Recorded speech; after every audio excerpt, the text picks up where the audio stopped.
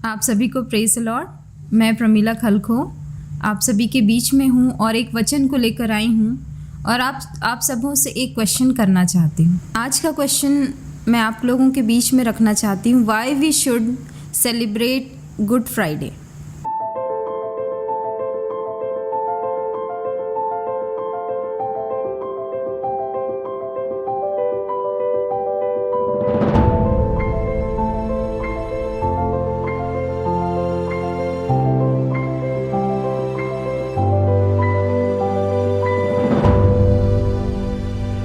हम जानते हैं कि गुड फ्राइडे में यीशु मसीह ने अपने प्राणों को बलिदान किया कि ताकि उस पर जो कोई विश्वास करे वो नाश ना हो, वो अनंत जीवन प्राप्त करे।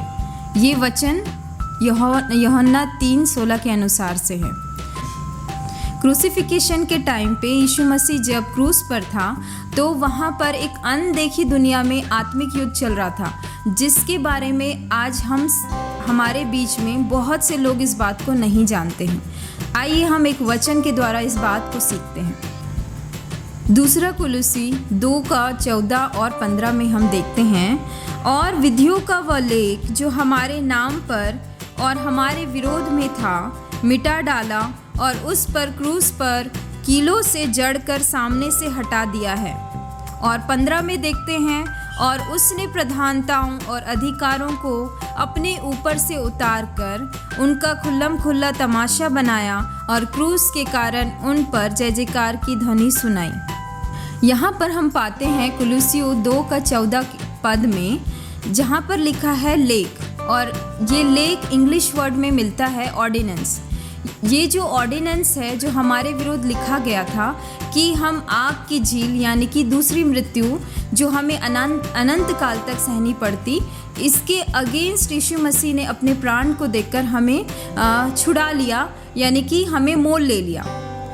ये उन पर ही अप्लाई होता है जो यीशु मसीह को अपना उद्धारकर्ता ग्रहण करते हैं और अपने पापों को मान कर छोड़ देते हैं और अपने जीवन में यीशु की लहू की छाप को ले लेते हैं। दूसरा कुलुसी 2:15 में हम पाते हैं, जिसमें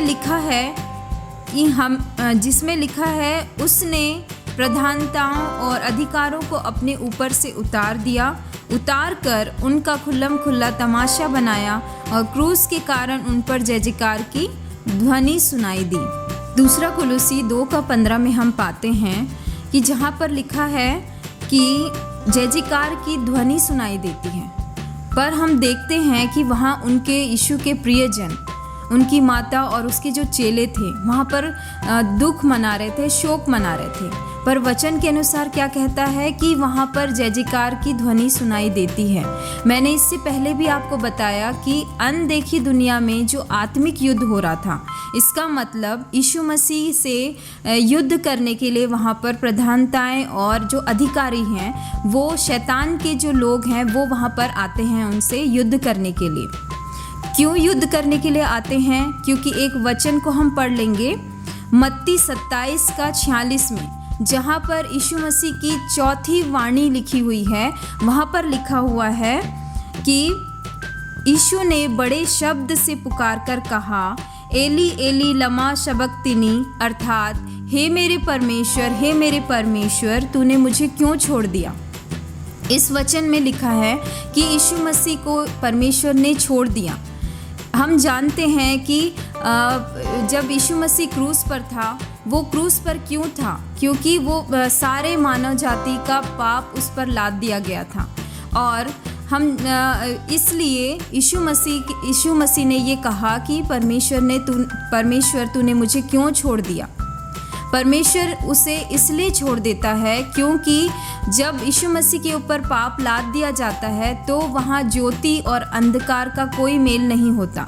तो इस समय पे वहाँ पर एक युद्ध होता है, जहाँ पर प्रधानताएं और जो हाकिम हैं, जो शैतान के जो लोग हैं, वहाँ पर यीशु मसीह से लड़ने को आ जाते हैं। फिर भी वचन में लिखा है कि यीशु ने प्रधानताएं और अधिकारी को अपने ऊपर से उतार कर उनका तमाशा बना दिया, खुल्ला तमाशा बना दिया।